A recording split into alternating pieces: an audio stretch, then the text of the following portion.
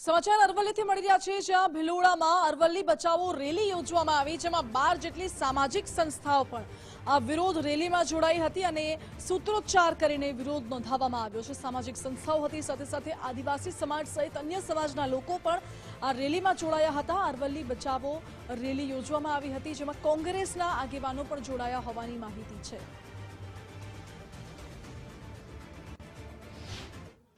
હાથમતી નદીથી rally સ્વરૂપે મામલતદાર કચેરી આવી, જે અરવલ્લી ગિરિમાળાઓનું ખનન કરવાની સરકારે એટલે સુપ્રીમ કોર્ટે જે જજમેન્ટ આપ્યું છે એ જજમેન્ટ પાછું ખેંચે અને ફરીથી એનો ચુકાદો આપે કે 100 મીટરની પણ ગિરિમાળાઓ તોડવામાં નહીં આવે।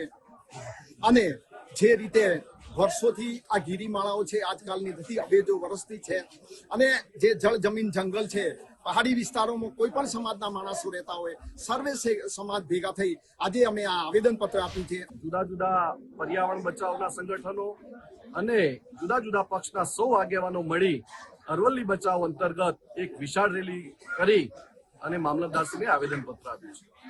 અરવલ્લી બચાવ અભિયાન જ્યારથી શરૂ થયું ત્યારથી લોકોની અંદર એક ખૂબ મોટી વાત છે કે ભાઈ આ જે 100 મીટરની વાત અરવલ્લી ગિરિમાળાનું જે પર્વત નહીં ગણવો એ જે થયું છે ત્યાંથી લોકોમાં ખૂબ મોટો આક્રોશ છે।